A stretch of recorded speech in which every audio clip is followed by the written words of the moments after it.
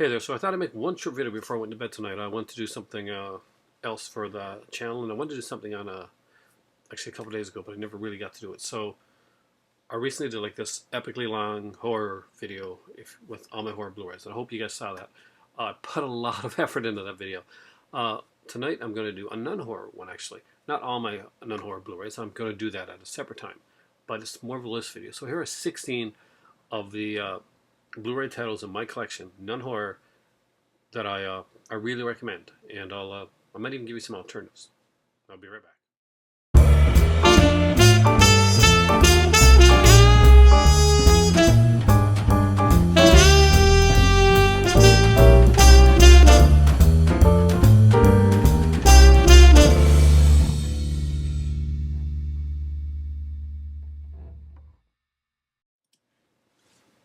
So here we go. There's going to be 16 titles. As I go through, I'm going to see if I can think of an alternative to actually go with that. So if you don't like this one, maybe you like this one type of thing. I'm going to do that on the fly. So I'm not going to go in to grab one. I'm just going to give you an idea type of thing. But I do have 16 titles here, stuff that I really did enjoy.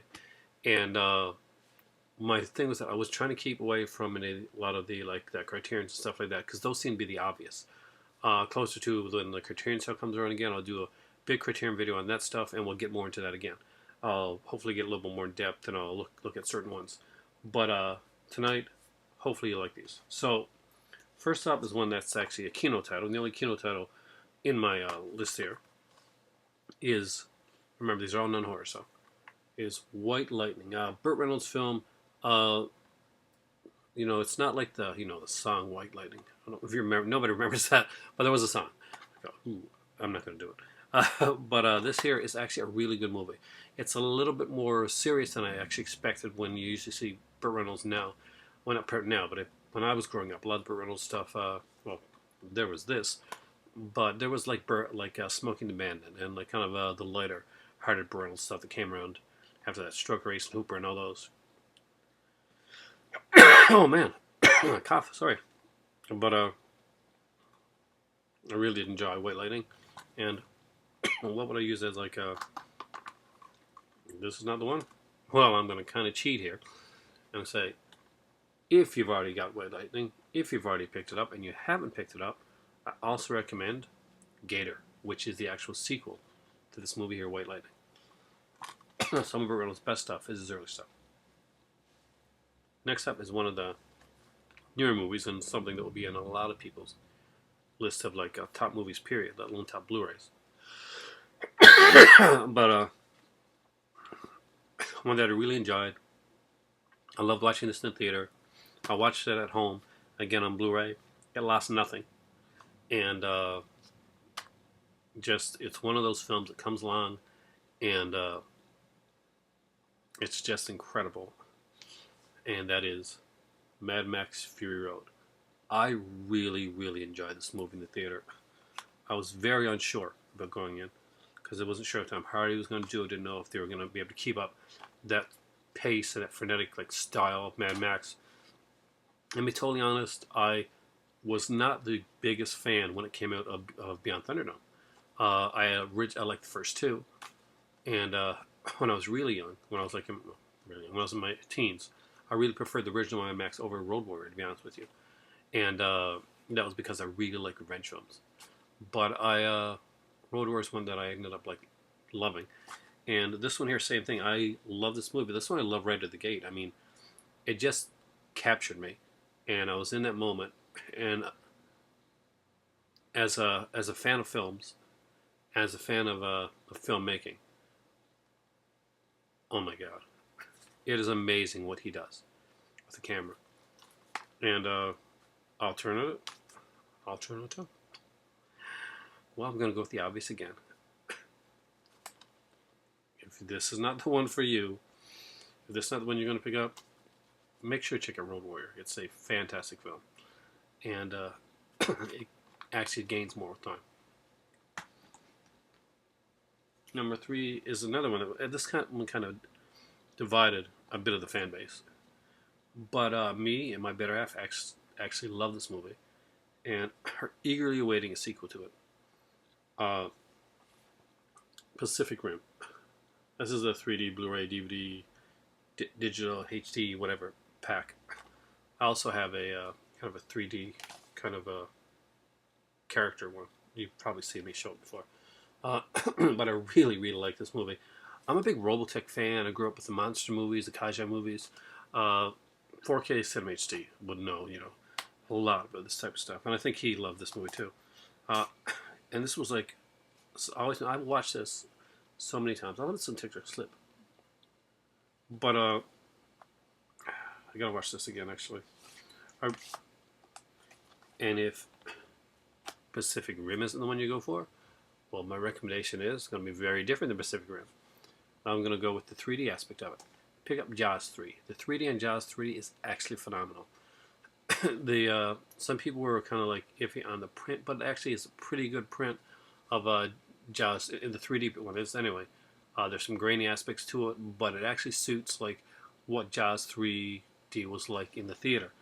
I can strongly recommend it, and that since Jaws 3 is more of a horror-ish title, that's the reason I didn't have it in this list right here. Or trust me, it would have been. And I did think about, is it really horror or not? But it works as an alternative. Next up is a favorite musical of mine. If you guys know me, I love musicals, and there's just certain ones that that reach me, like get me in the how's my daughter put it? How's my daughter put again? The feels type thing. This is a very young term for me, but it's the 20th anniversary. Is it 20th or 30th? 30th anniversary special collector's edition of Saturday Night Fever. Now, for years, when it was on VHS, there was a kind of a truncated like theatrical cut that was around. Now, this one here isn't. This one is the actual full film. I'm not sure if the theatrical cut is on here. I don't think it is. I would like to see them both on here because they did cut this down for VHS, and they showed like a theatrical cut of it. Yeah, but it is a fantastic film. Aside from being like a great, I like having great music, and doesn't have a fantastic soundtrack.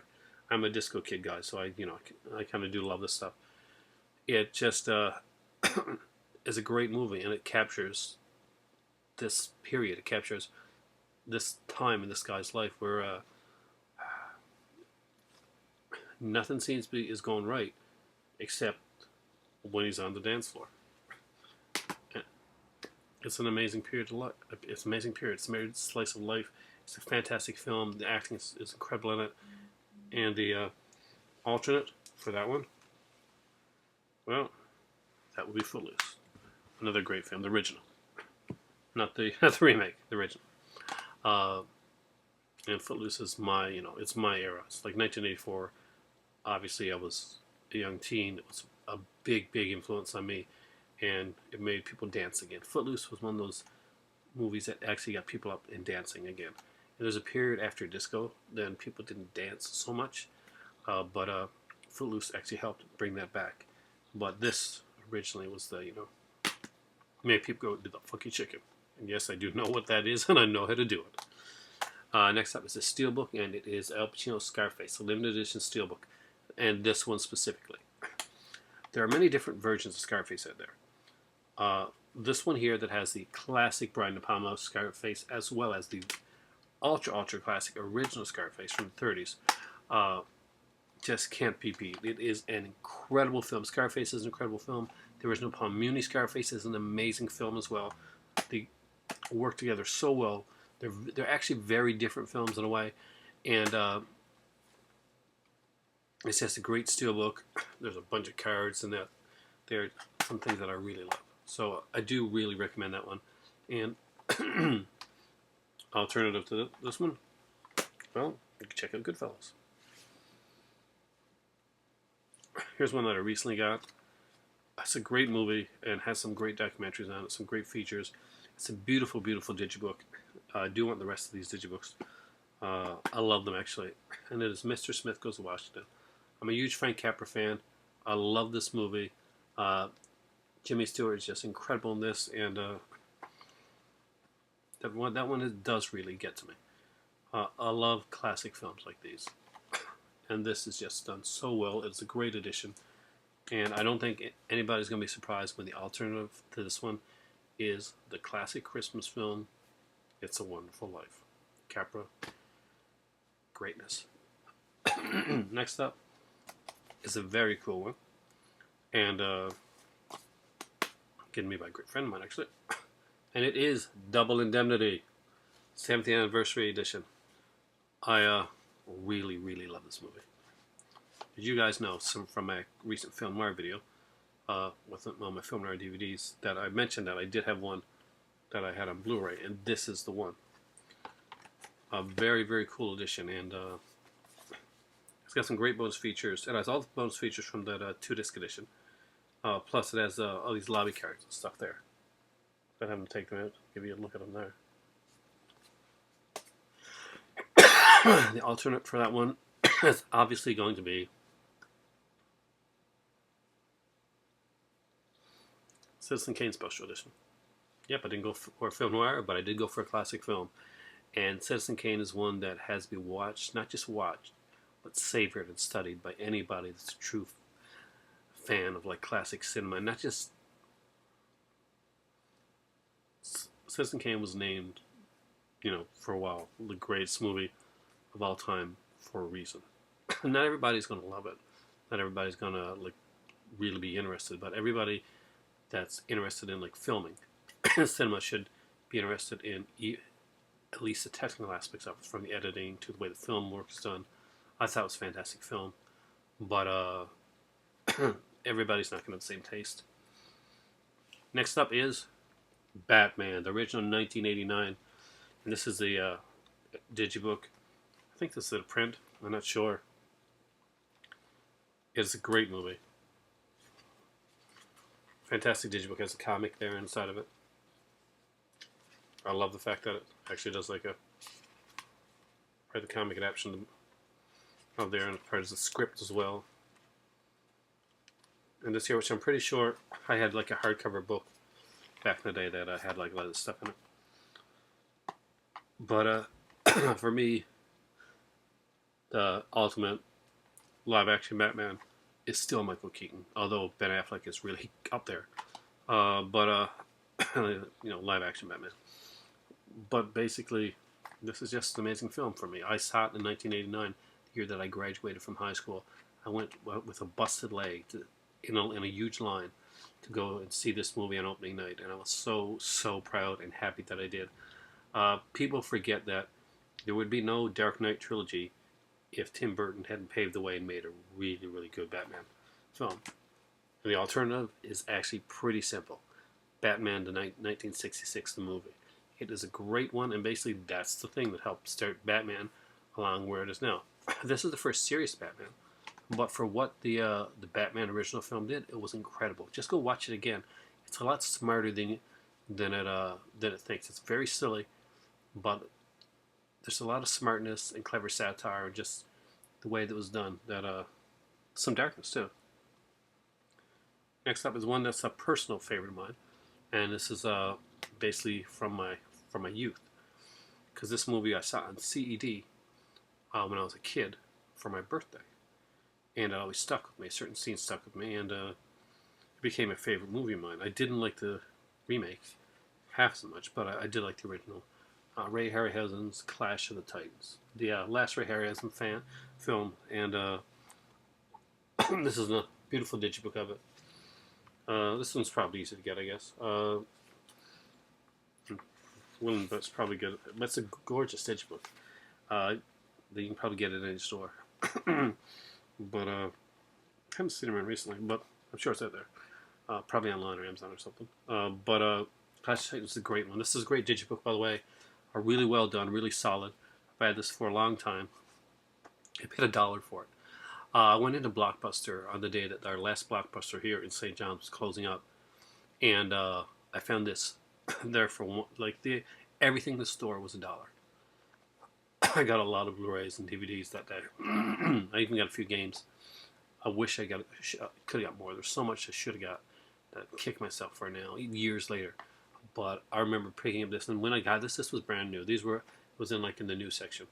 But everything, new, used, whatever, it was the last day. Everything had to go. It was $1, and that's how much you paid for Clash of Titans. An alternate, you say? Well, it's a set. The Ray Harryhausen collection on Blu-ray. check it out. It's a really, really good set. It's hours of fun, and if you haven't seen the Ray Harryhausen and stuff, you really owe it to yourself to. It's some great, amazing stuff, and it definitely stands the test of time. Next up is another classic one, and this is a really older classic one. I remember watching this one on VHS, and I don't think it was a really great VHS. I think it was like an EP speed. For anybody that doesn't like, isn't aware of the VHS era, there's regular SP speed, like VHS, which pretty much was like a regular normal tape, VHS tape.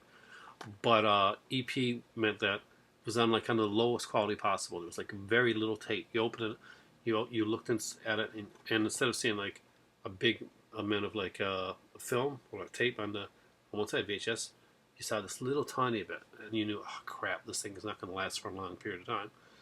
But this movie, when it was on VHS, I watched the hell of it. It just it stuck with me for some reason. You know, I like Leslie Howard. Betty Davis was a very early role for her, and it's of human bondage. I really, there's something about this movie that I really, really get into. And another really cool thing is there is a feature-length 83-minute documentary on the author of Human Bondage on here.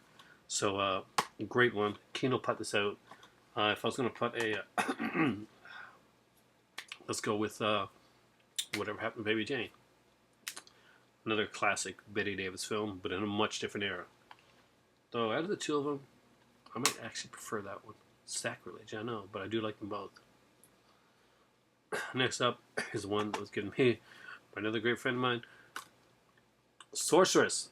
I knew this was going to be cheesy fun. I knew my better half was going to like this. I didn't know how much I was going to like this. This is cheesy. There's some bad special effects in this. There's some tentative acting. But I love this. It was so much fun. This was almost going to be the alternative to Clash of Titans, but I really wanted to include this. I'm a huge, huge fan of this movie. It's one that I don't know why, but there's just something about it. I've watched it a few times since I got it. There's some decent like features on there too as well, but just the movie itself, I did like enjoy this movie. It's very cheesy. There's there's some titillation in there because this is like Jim Wynorski after all. But it's really good, and although I can't put a horror title in for regular, I can't put one in for an alternative. And same title, same director, and that is Sorceress with Julie Strain and Linda Blair. That's my alternative. Also a really fun movie. A lot more nudity. Not that one lacked the nudity department, but that other one, the Julie Strain one, not for the kids. Next up is Black Dynamite. I love this freaking movie. It is so funny. It does such a great job of lampooning the blaxploitation era. It's like, in a way, it's got like 5 or 6 movies in one.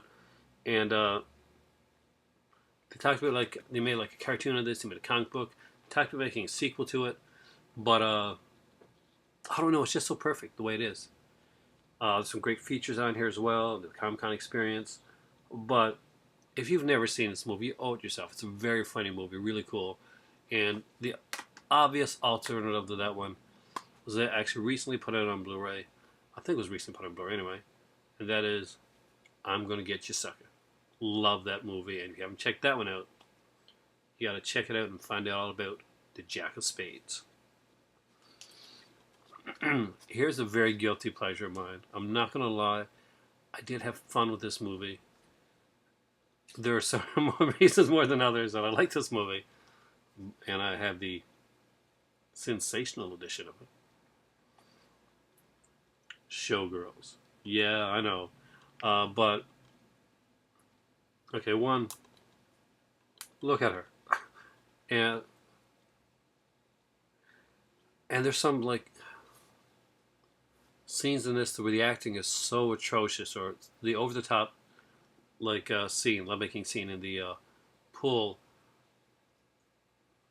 reminds me, there's a scene in the horror movie Madman, where they're in a hot tub. And the awkwardness of that hot tub scene fits with the awkwardness of Showgirls. So that's why Madman, put up by Vinegar Syndrome and Arrow Video, is my alternate to Showgirls. By the way, this has an unofficial sequel that runs 2.5 hours long. I have to find that movie. It stars one of the minor cast members from the original, actually. Next up is another comedy, one of my favorite comedies of all time. If you guys know my channel for a long time, then you know what this is. And it's actually is a Shape Factory one, and that is Kentucky Fried Movie. This is a funny, funny movie, guys. I love these like 70s kind of like skit movies.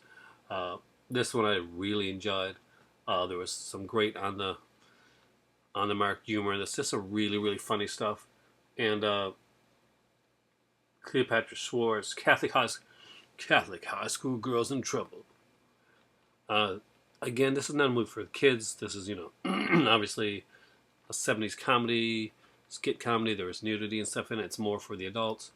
And what is my alternate to this one?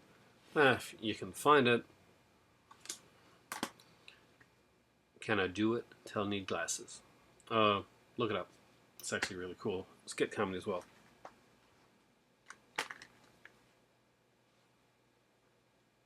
I love it. Airplane that's always been one of my favorites. I do have a kid. I do actually like some comedies. Hey, Smokey. I do have my comedic side as well. And the Airplane. These are the kind of wacky type comedies I like. And Robert Hayes is on the nose here. Airplane is kind of like a comedic version of that, Flight into Danger. I'm sure you've either probably read the book when you were in high school. I know I did. That was one of the required books that we had to do. A lot of people think Airplane, they think the airport movies and stuff like that, but it really is pretty much a comedic version of Flight into Danger, which was a book that I read when I was a kid, a few times actually in high school. Hey, Smokey, would you like this movie? She's not sure. See, there she is. Huh? Alternative to that one, Blazing Saddles. Rest in peace, Gene Wilder. I did love the movie Blazing Saddles.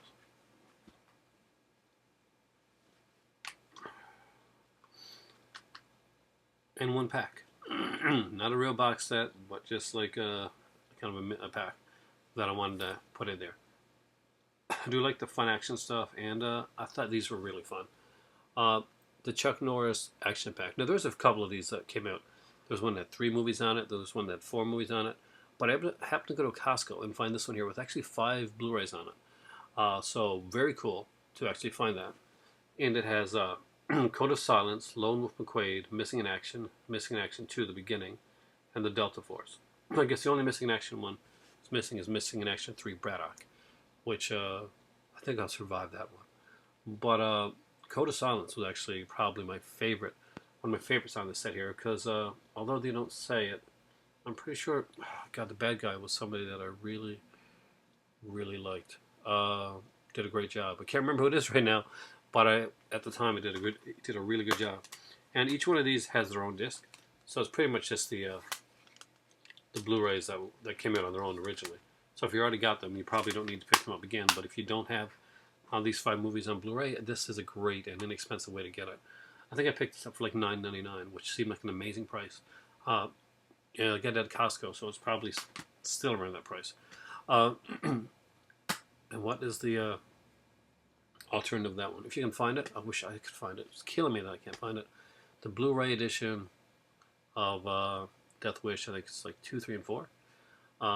Is out there. The Blu-ray edition. Don't get the DVD edition. The DVD edition basically is full screen, and only the Blu-ray edition actually is the original widescreen aspect ratios. So there you go. That's 16 movies with 16 alternatives that I like on Blu-ray. So there you go. Just a short little video tonight to give you some of my hopefully give you some of my taste in certain movies I like. I have some weird tastes, I know, but I like a little bit of everything. As we get closer to Halloween, you're going to see me doing a lot more horror. But I wanted to get a couple non-horror ones out of the way now for some people that may not be into the horror as much. And I just let you know, there's going to be a bit of horror coming up in October. So watch for that. And many more surprises come. Thanks for watching, guys. For me right now, I'm getting sleepy. It's getting late. but I cannot go to bed without the delicious caffeinated nectar. It is time for tea.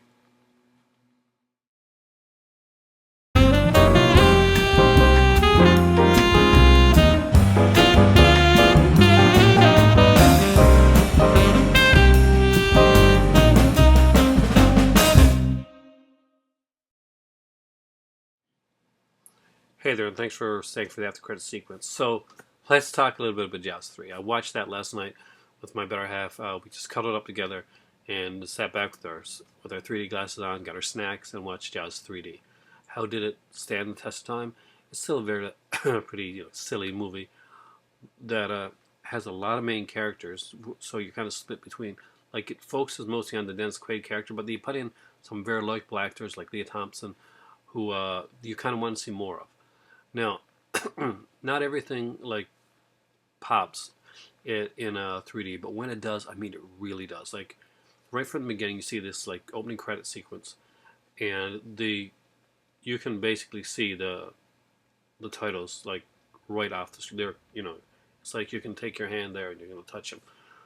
There's a scene near the beginning where, and that's spoiler alert here if you haven't seen the movie, but it's right at the beginning where the shark comes in and bites this fish, and then this fish's head, disembodied head, like kind of floats outwards and comes out right out of the screen. There's a scene like that. There's a hand, kind of like an arm, kind of that's like it's bitten off of a person. And that literally comes right out of the screen. There's like an underwater craft that's got an amazing kind of a 3D look to it. It kind of really comes out as well. There's some really good. I see. Here's the thing: a lot of 3D movies that are done nowadays kind of have this kind of like layered, like a pop-up type of thing. It's like I've mentioned this before, and I'm not so big on that. I mean, I can watch it, but it doesn't blow me away.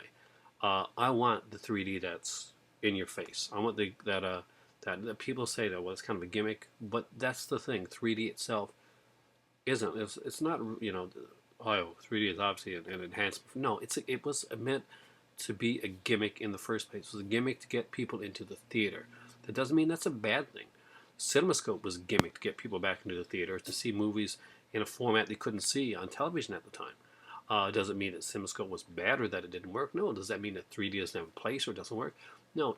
Everything has its place. And like I always say with this stuff, in moderation or done well.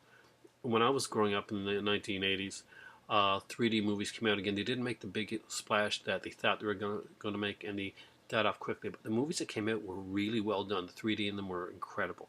Friday the 13th 3D in the theater was amazing.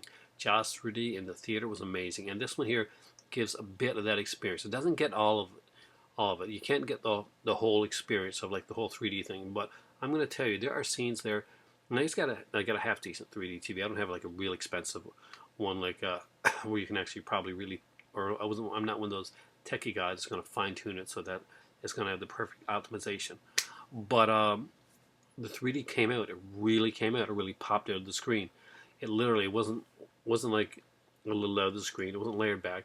It was right out. It was like, or remember those? Okay, I remember those SCTV things with Dr. Tongue, and his 3D like House of Horrors type of thing, and it was always like, he says, would you like a movie? And that's how sorry, it's just came to my head. If you remember the SCTV sketch like that, mention it down in the comment section down below, because I know that you've looked at the at the after credit sequence. Thanks for watching, guys. For me, it's a good night. And I totally bombed what I was going to say there for the ending, because I would definitely need a second person, because it's a two-rounded show. Thanks for watching, guys. And for me right now, it is seriously 100%. My voice is going. Time for tea.